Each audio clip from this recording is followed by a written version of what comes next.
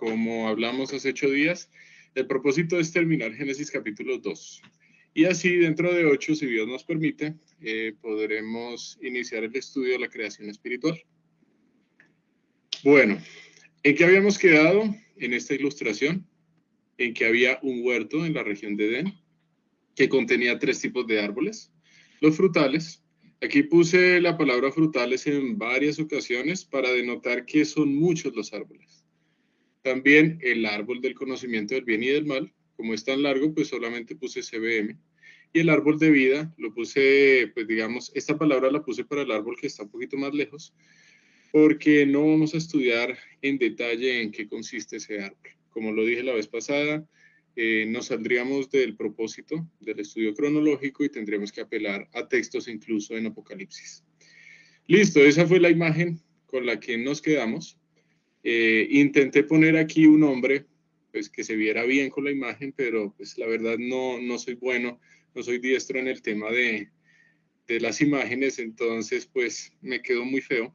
Más bien, lo que les invito es a que piensen que aquí hay un varón que está mirando todo esto y está siendo enseñado por Dios.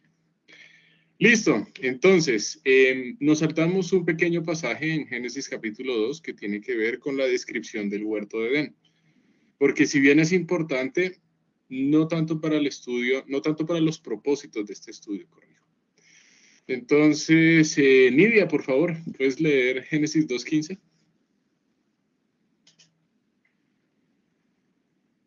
Sí, tomó pues Jehová Dios al hombre y lo puso en el huerto de Edén para que lo labrara y lo guardase. Listo, ok.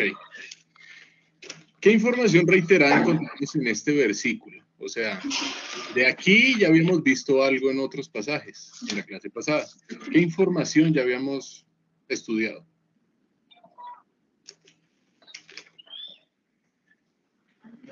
¿Qué? ¿Sí? ¿Cómo?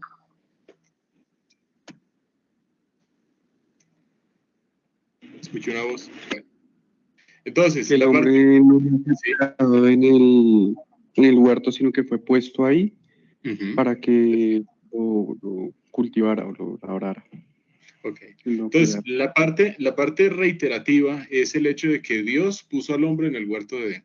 Solo que ahora ya se nos da una pieza adicional de información y es para que lo labrara y lo guardase. Listo, gracias, Frank.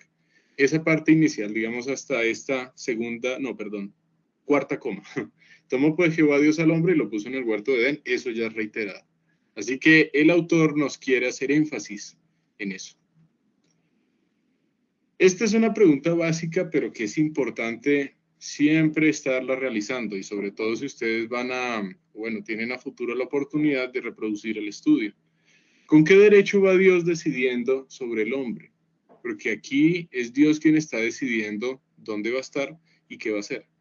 ¿Con qué derecho va haciendo eso Dios? Con el derecho que le da el ser el dueño de. Sí, hoy en día hablarlo de esa manera, con todo este tema de derechos humanos y que yo mando, tengo libertades y todo esto, suena un poco atravesado, pero parándome allá, y no digo si parándome allá porque es el mismo derecho que tiene hoy en día, es el derecho de ser el creador, ser el dueño, o sea, el que todo lo conoce, sí, eso. Ok, Nidia, sí. Eso es un principio fundamental, es básico, es obvio, pero es importante estarlo recalcando, porque hoy en día existe mucha reticencia a aceptar lo que dice la Escritura, pensando que Dios simplemente es alguien que puede conceder los deseos de las personas o puede no hacerlo, pero simplemente es un ser impersonal y eso no es lo que muestra la Escritura. Dios tiene todo el derecho de decidir sobre el hombre lo que quiera. Es simple. ¿Por qué razón? Porque Él es creador. Y si el hombre, en este caso específico es el varón, pero pues obviamente de forma extendida, hace referencia a todo el género humano, después vamos a ver la creación de la mujer, pero si Dios crea al hombre, Dios es dueño del hombre. Es simple. Si yo hago un ponqué, el ponqué es mío, porque lo hice. Entonces, Dios tiene todo el derecho de propiedad sobre el hombre y puede hacer con el hombre lo que quiera. Sabemos que ese hacer sobre el hombre consistirá en un bien hacer, en un causarle bien, porque ya hemos también estudiado el carácter bondadoso de Dios, pero el que tiene todo el derecho a hacer lo que quiera, lo tiene. Siguiente pregunta. ¿Para qué puso Dios al hombre en el huerto? Frank había mencionado eso. Entonces, ¿para qué fue, Frank? Para cultivar, labrarlo y cuidarlo. Ok, gracias. Entonces, ahí aparece para que lo labrara y guardase. La palabra labrara, corrijo, en hebreo es leabdeach, que significa para trabajarlo. Y la segunda palabra, guardase, en hebreo es leshamrach, que significa para cuidarlo. O sea, para que lo trabaje y lo cuide. Entonces, viene la primera pregunta ya respecto a estos términos. ¿Cuidarlo de qué? Si estamos en lo perfecto.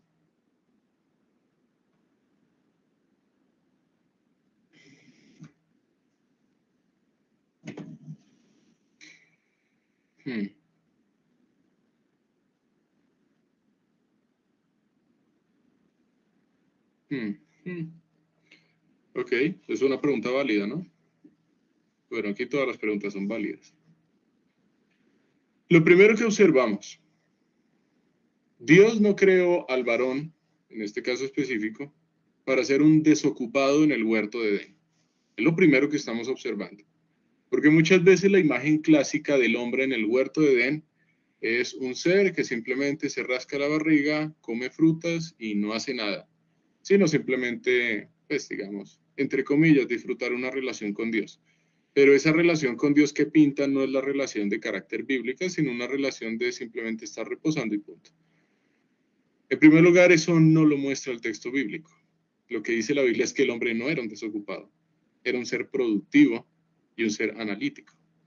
Cuando aquí dice para que lo labrara, hace referencia al hecho de que el hombre tenía que trabajar. Así que el trabajo es un don, es un regalo de Dios al hombre. Y por muy duro que sea, es un regalo de Dios que le va a causar un bien al hombre. En segundo lugar, cuando aquí dice guardar, no hace referencia a cuidar del hecho de que exista un potencial peligro, sino más bien hace referencia a cuidar en el sentido de estar pendiente o de realizar una continua observación de cómo se desarrollan los procesos en el huerto. Por ejemplo, si el hombre siembra una semilla, el hombre puede estar observando cómo es ese crecimiento de la semilla. En pocas palabras, Dios puso al hombre a trabajar y a pensar. Eso es lo que muestra Génesis capítulo 2. Repito, Dios jamás creó un hombre para ser desocupado, para que no haga nada, sino para que por el contrario sea productivo y analítico. Génesis 2:16. Ketty, porfa, ¿puedes leer? Sí, señor. Gracias. Y mandó Jehová Dios al hombre diciendo, de todo árbol del huerto podrás comer. Gracias, Ketty. Primera pregunta. Otra vez, ¿con qué derecho va Dios, ya no disponiendo, sino ordenándole cosas al hombre? Es obvia la respuesta, pero hay que hacer énfasis en eso. Y sobre todo, si ustedes están impartiendo este estudio con personas que no conocen de la Escritura, es fundamental estar haciendo énfasis en los atributos de Dios, para que lo que le quede más claro a la persona es quién es Dios. Puede que hayan dudas respecto a qué pasó con el hombre, qué pasó con la creación, y esas dudas siempre van a existir, pero lo más importante, el fundamento de todo estudio bíblico es conocer a Dios. Así que este tipo de preguntas que son tipo de reducción al absurdo, ¿con qué derecho va Dios ordenándole cosas al hombre? Pues ya la respondimos. Es con el derecho absoluto de que Dios es el soberano, creador, dueño. Y si Dios es el dueño, puede ordenar lo que quiera y disponer las cosas como quiera. Y no va en contravía de ningún principio. Así que, si bien es cierto que el hombre fue creado con cierta libertad por Dios, no es una libertad de carácter absoluto, sino es una libertad que siempre va a estar restringida a lo que Dios dispone que el hombre puede hacer. Si el hombre quiere hacer algo que Dios no le dispone, pues en eso se va a quedar, en un simple deseo, no va a poder ejecutarlo. Entonces, la libertad del hombre existe, pero no es una libertad ilimitada, sino por el contrario, limitada. Entonces estamos estudiando un mandato, porque aquí dice mandó. ¿Listo? ¿Cómo expresó ese mandato? A través de proferirlo, de decirlo. Entonces, ¿en qué consiste esta primera parte del mandato? De todo árbol del huerto podrás comer. O sea, voy a traducir esta pregunta. ¿Puede el hombre comer de los árboles frutales? Sí, señor. Sí puede, ¿no? ¿Puede el hombre comer del árbol de vida? Sí. Sí, pues porque el árbol de vida está en el huerto, ¿no? Sí. ¿Puede el hombre comer del árbol del conocimiento del bien y del mal? Según este texto, todavía no pasamos al 17, sino según este. Sí. También, porque ahí dice, de todo árbol del huerto podrás comer. Todo, col en hebreo, es totalidad. En este caso, la totalidad está restringida a los árboles del huerto, pero él dice que todo árbol del huerto. Ahí no está diciendo menos, no. Todo árbol es todo árbol. O sea, de que puede comer también del árbol del conocimiento del bien y del mal, puede. Ah, que hay una consecuencia si come, eso es diferente, pero que puede comer, puede. Entonces, esa era la siguiente pregunta. ¿De cuáles árboles del huerto puede comer? De todos. Listo. Génesis 2:17. Porfa, Frank, ayúdame con este versículo. Mas del árbol de la ciencia del bien y del mal no comerás, porque el día de él comieres, ciertamente morirás. Listo. Primera pregunta que puede sonar una sutileza, pero es importante.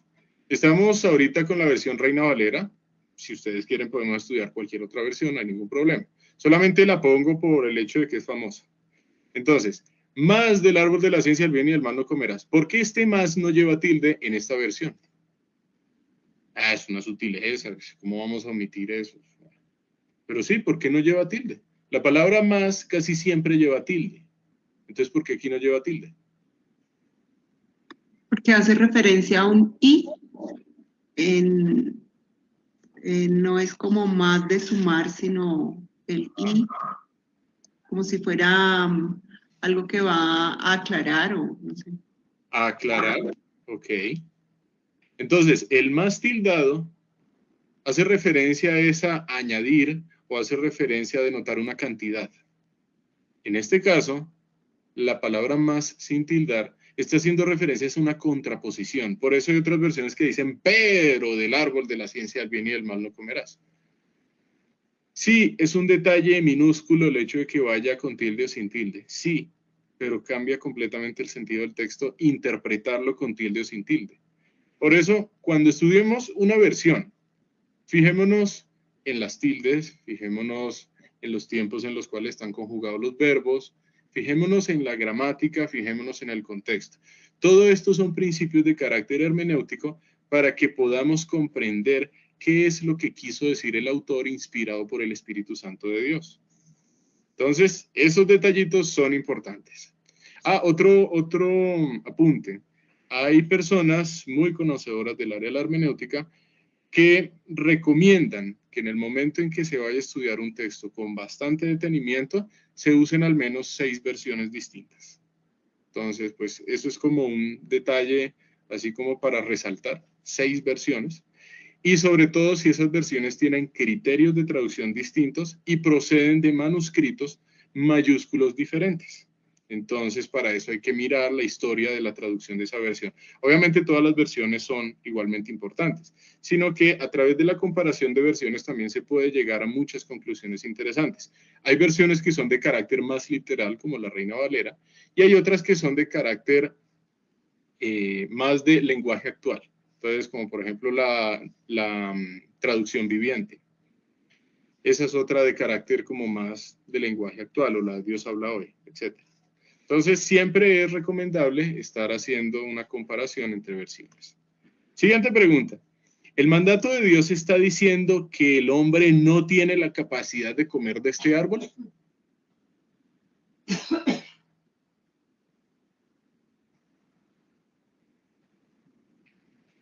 Creería que sí tiene la capacidad.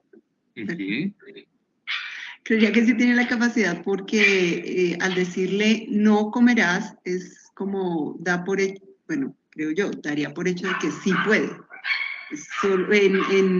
Que es apto para, no, que sí, mucho que tiene la habilidad de comer de eso, pero no, la orden es no. Ok. ¿Qué iba a decir Frank? Frank, Lo mismo. ¿vas a decir algo? Sí, dale. Sí, lo mismo que el texto pues no quiere decir que el hombre no tiene la capacidad, el hombre sí tiene la capacidad de comerlo, pero Ajá. pues que hay una consecuencia o un resultado por comerlo. Ok. Entonces, el hombre sí puede comer, pero si come, va a ocurrir una consecuencia. Eso es lo importante. Ahora, ¿qué pasa si come? Ahí dice el texto. Ciertamente morirás. Toca estudiar qué significa eso de ciertamente morirás. Para entender mejor qué significa ciertamente morirás, toca preguntarnos, entonces, ¿qué es morirse? O sea, ¿qué le va a pasar al hombre si come? Pues sí, morir, pero entonces, ¿qué es morir? Tenemos que definir morir. La clase pasada ya definimos qué es la vida, ¿no? La vida es, dos puntos, ¿quién quiere definirla? ¿Relación con Dios? Es tener una íntima comunión con Dios. Íntima comunión, sí. ¿Sí? Que tiene una repercusión a nivel del cuerpo físico del hombre, como a nivel del cuerpo, de la parte no física, llamémoslo espiritual, el aliento de vida.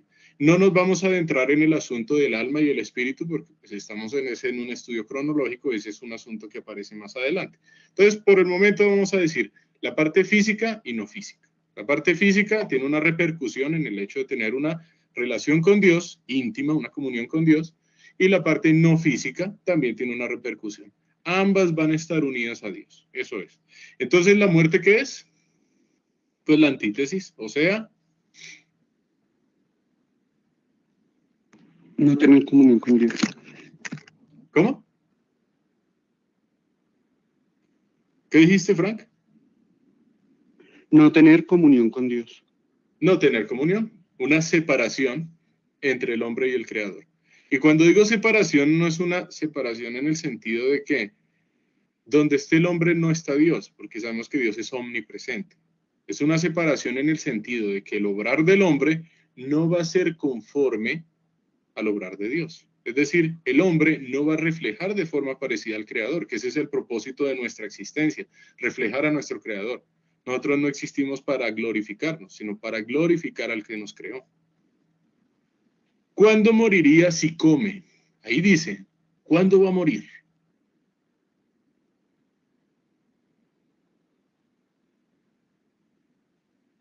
El mismo día, sí, el instante, inmediato. Ahí mismo, el mismo día. Fíjense que ahí no dice 900 años después, ahí no dice al cabo de un año, no dice al cabo de una vida. Dice el día que de él comieres. Entonces es inmediata, la muerte se ejecuta ahí mismo. Es importante tener eso presente porque vamos a dejar en remojo una pregunta. Más adelante parece que sí comieron y pareciera que no hubieran muerto, pero aquí dice que tienen que morir, entonces eso es una pregunta que vamos a aclarar más adelante. ¿Existe la posibilidad de que el hombre coma y no muera? Que el hombre coma y diga a Dios, no, no, mejor no, pues no, no vas a morir. Bueno, ya comiste, pero pues no vas a morir. Sí, ahí como que, no, mejor no. ¿Será?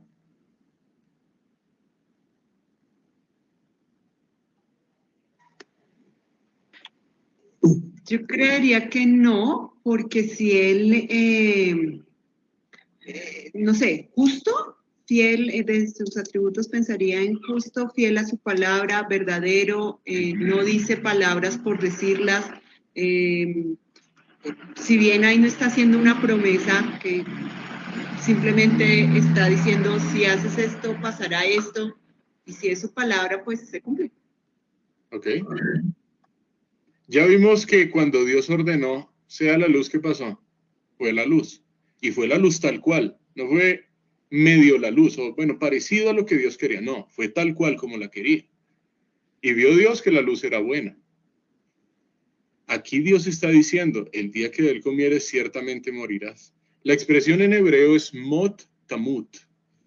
Mot tamut, traducido del hebreo, es literalmente morir, morirás. O sea, mira, hombre, varoncito, Adán, si tú llegas a comer, que ni se te ocurra, que ni se te pase por la cabeza que puedes comer y no morir. Mejor dicho, es un hecho de que te mueres, no hay nada que hacer. Entonces, Dios no está abriendo la posibilidad que el hombre no se muera si come. Ahí no estaba diciendo eso. Dios es absoluto. Ahora, una pregunta que no está aquí escrita. ¿Entendía el hombre qué era morir en este entonces?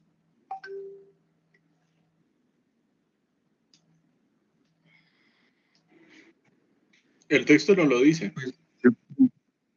Yo pensaría que de pronto sí, porque si Dios le está diciendo al hombre, o le está haciendo referencia a ese término, él debería ser consciente a qué se refería en la consecuencia que va a sufrir. De acuerdo. Supongamos que no, que el hombre no entendiera. ¿Sería justo de parte de Dios decirle ciertamente morirás y el hombre no tiene ni idea qué significa morir? Claro que no. Aquí Dios está dando un mandato y está dando un mandato de tal manera que el hombre lo entienda. Así que estamos empezando a ver otro atributo de Dios del cual no habíamos hecho referencia. Es el hecho de que Dios es justo. Dios no va a ordenar algo sin que el hombre lo entienda. Y Dios tampoco va a pedir a cuenta sin haber hecho una previa ordenanza al respecto. ¿Cómo Dios va a ejecutar un juicio si primero no advierte al hombre? No. Aquí estamos viendo que primero existe una ordenanza a manera también de advertencia. Entonces Dios es justo. No dejó que el hombre comiera, después le quita la vida y después le dice, no, es que no te dije que, bueno, es que se me pasó decirte que si tú comes te mueres. Eso no pasa con Dios, porque Dios sí es justo y es perfecto. Listo. Y esta es la pregunta de mayor calibre. Aquí nos vamos a detener un poquito. Si Dios creó al hombre para vivir, porque ya vimos Génesis 2:7, y fue el hombre un ser viviente. Si Dios creó al hombre para vivir, ¿por qué puso Dios este árbol? Ya Dios sabía que el hombre va a comer, porque pues sabemos que en Génesis 3 está referenciado que el hombre va a comer. Si Dios sabía que el hombre va a comer, entonces ¿para qué lo pone? Voy a enunciar respuestas que dan las personas que rechazan el texto bíblico y personas que abiertamente dicen que están en contra de la Biblia. Respuesta número 1, es que Dios le quería tender una trampa al hombre.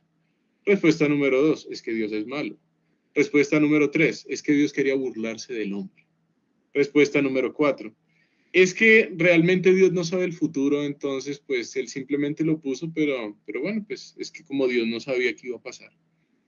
Todas esas 4 respuestas son completamente equivocadas. Vamos a responder esta pregunta desde un punto de vista bíblico para también responderle a las personas que tengan estas objeciones desde un punto de vista bíblico. Entonces, según la Biblia, según la verdad, si Dios sabía que iba a comer, si Dios sabía que este árbol le traería muerte, sufrimiento, dolor, y obviamente pues la palabra peccatum o pecado que vamos a estudiar más adelante, ¿por qué pone Dios este árbol? ¿Para qué? Mejor hubiera dejado las cosas así felices todos, ¿no? ¿Qué piensan?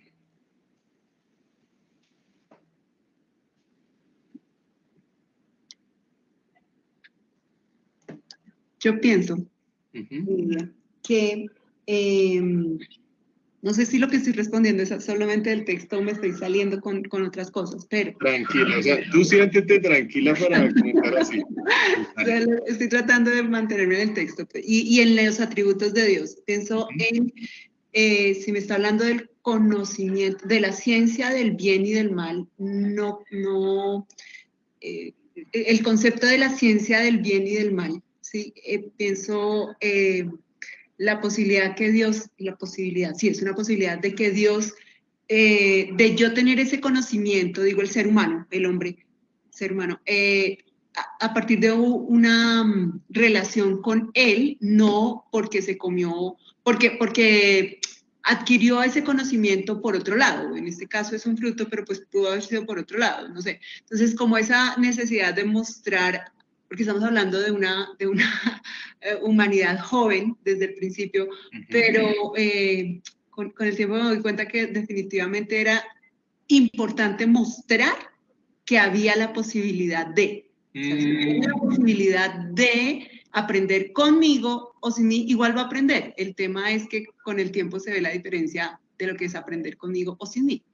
Okay. Y si no hay esa posibilidad, pienso yo que entonces sería, por derecha sería un esclavo o un robot, equivalente a un robot, donde solamente lo que él pone, dispone, y no tengo la posibilidad, como preguntaba la vez pasada, ¿podía Adán salir del huerto? Entonces, está la posibilidad, ¿sí? Entonces, como creo que es por ese lado, como me dio la libertad de escoger y de aprender a escoger con todo y consecuencias, de conocer también consecuencias. Entonces, pienso en un Dios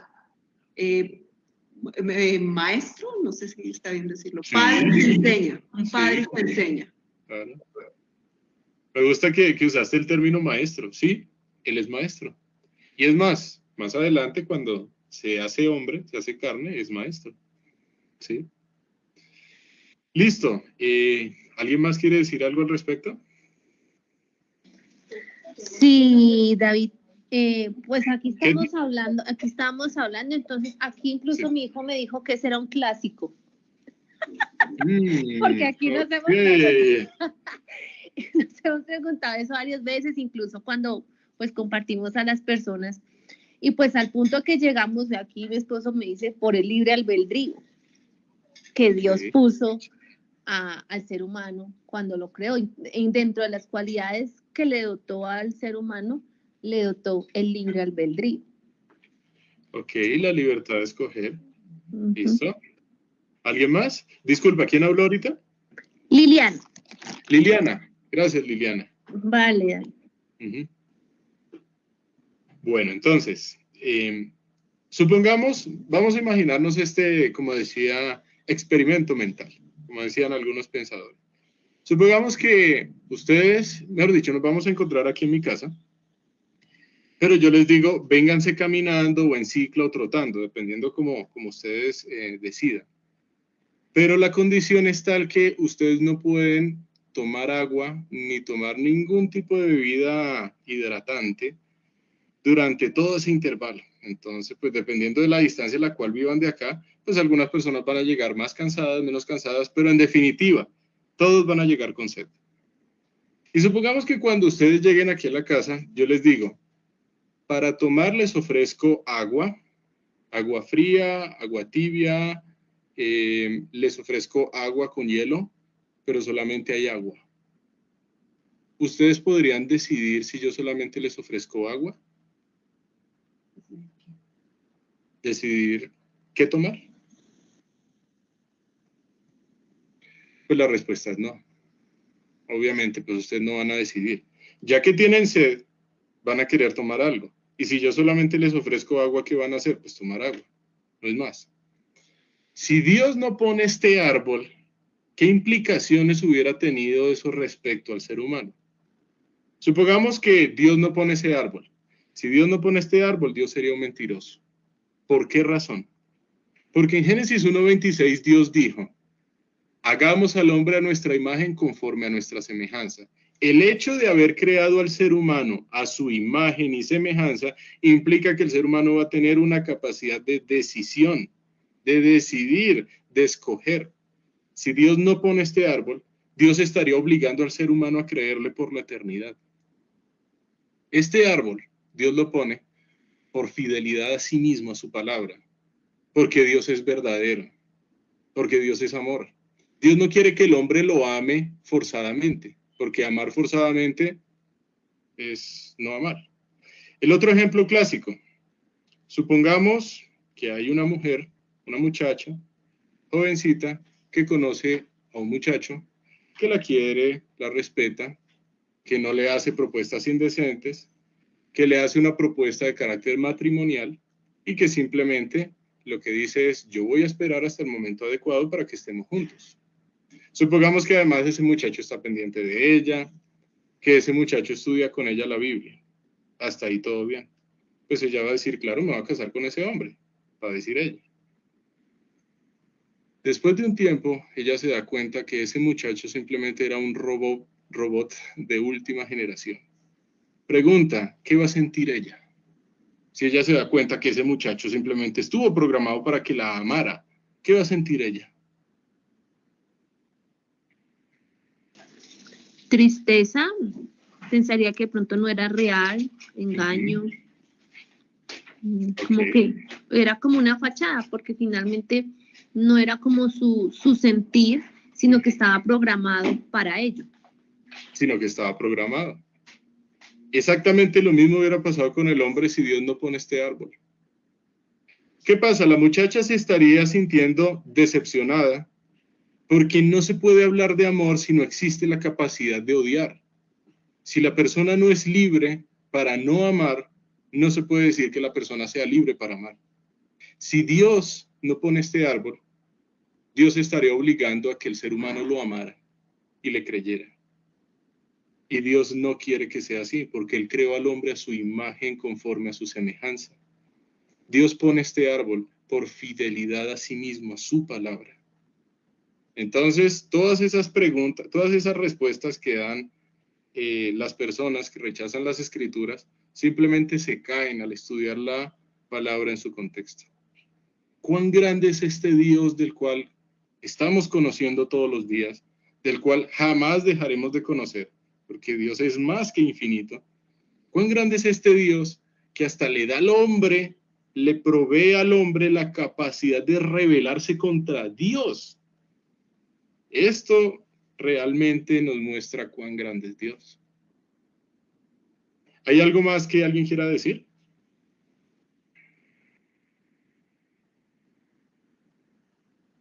Bueno, entonces continuemos con la ilustración.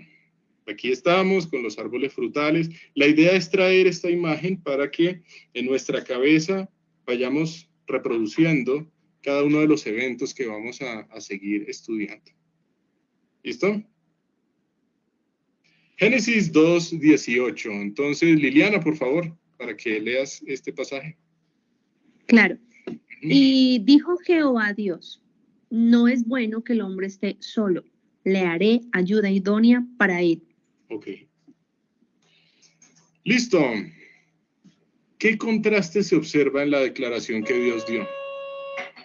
¿A qué me refiero con esto? Génesis capítulo 1. Y vio Dios que era bueno, y vio Dios que era bueno, y vio Dios que era bueno. Génesis 1:31. Dios... Qué pena. ¿Tú lo puedes hacer? Listo, ma. Sí, entonces, ya, qué pena con ustedes. Entonces, me perdí, ya. Génesis 1:31. Y vio Dios, he aquí que vio Dios todo lo que había hecho y era bueno en gran manera. Listo. Entonces vimos que vio Dios que era bueno, Génesis capítulo 1. Génesis capítulo 2, versículo 18, no es bueno. ¿Por qué entonces aquí se dice no es bueno si ya se había dicho de forma tan reiterada y vio Dios que era bueno?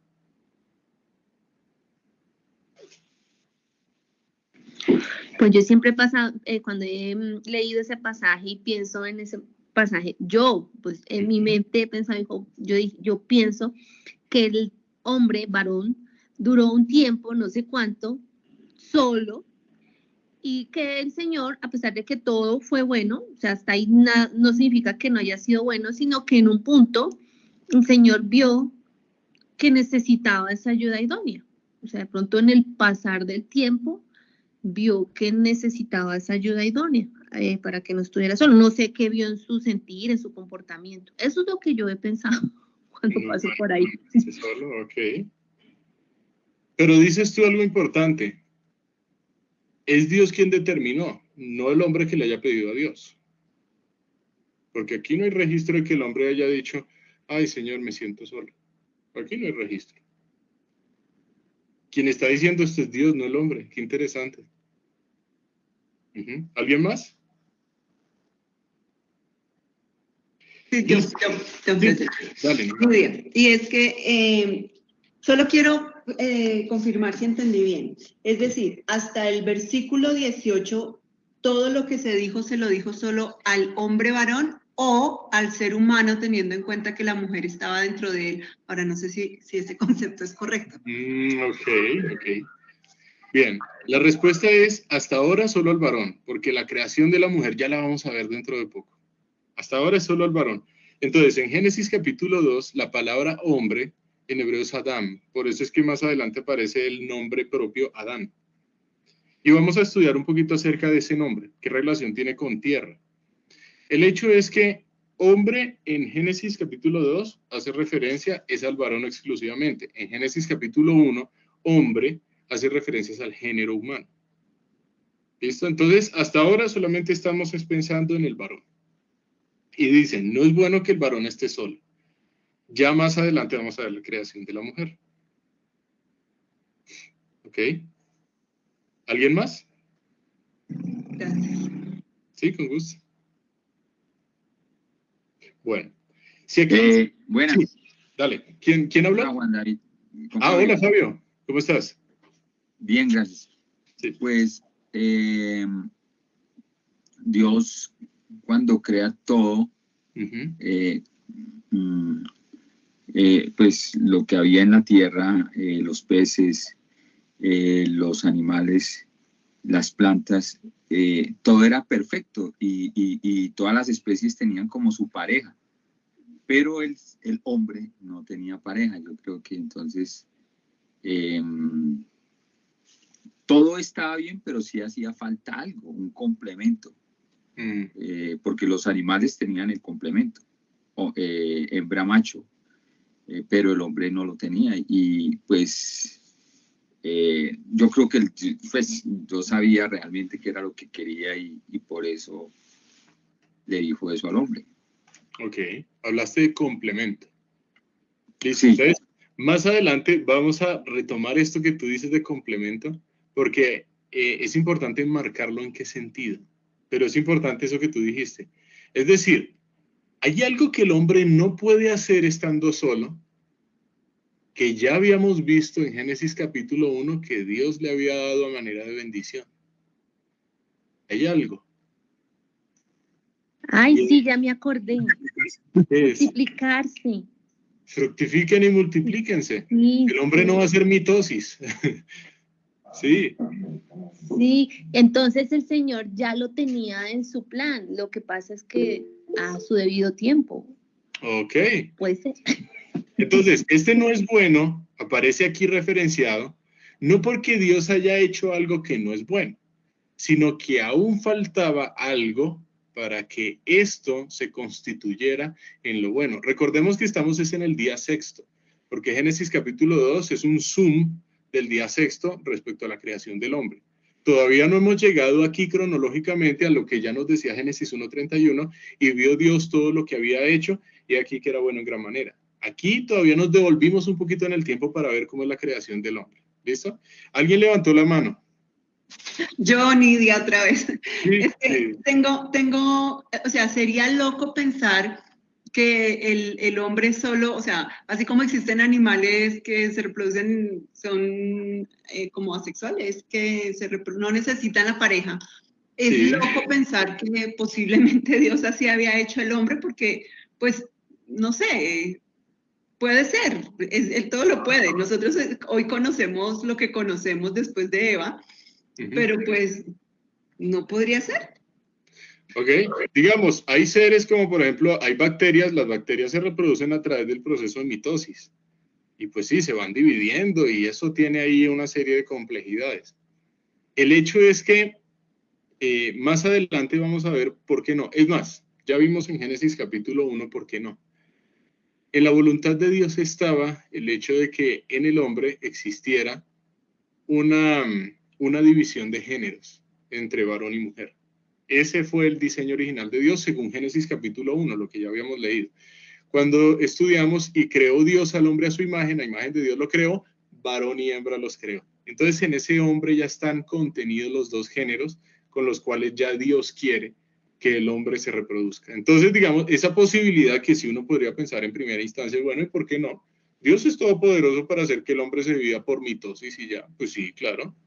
pero eso no fue el diseño que nosotros vimos en Génesis capítulo 1. Entonces, con eso que tú dices es importante siempre estar estableciendo el paralelo. Aquí estamos todavía en Génesis 2:18, antecitos de Génesis 1:31, porque Génesis 2 es el zoom. Nos estamos acercando. Listo. No es bueno que el hombre esté solo. Siguiente pregunta. Bueno, pregunta no. Este es un comentario.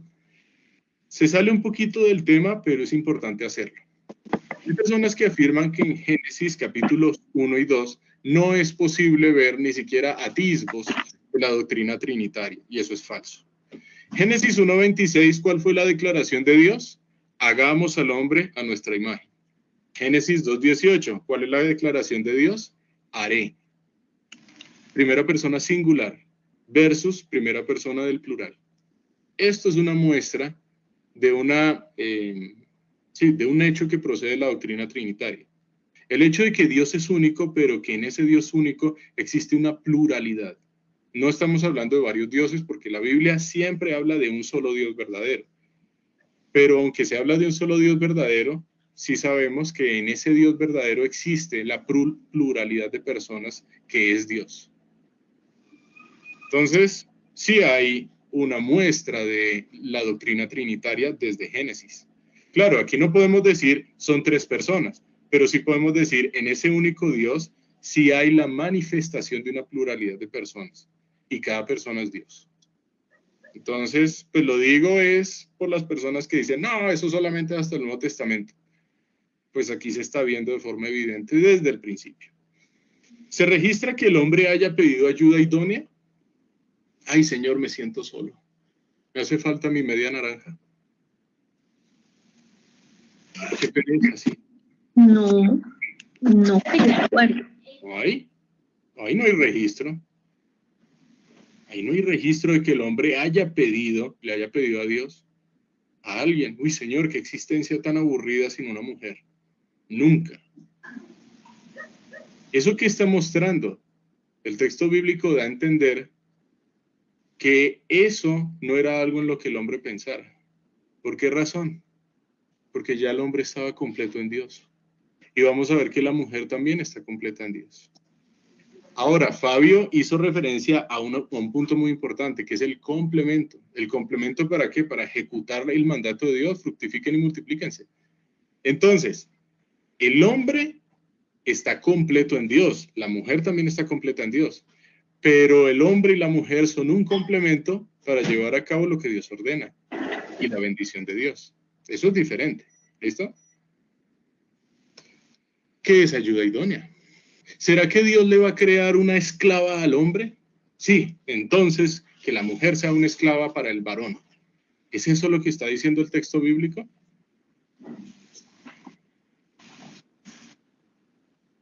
¿Y por qué lo digo? O sea, yo sé que puede sonar absurdo, pero yo he escuchado personas que dicen eso.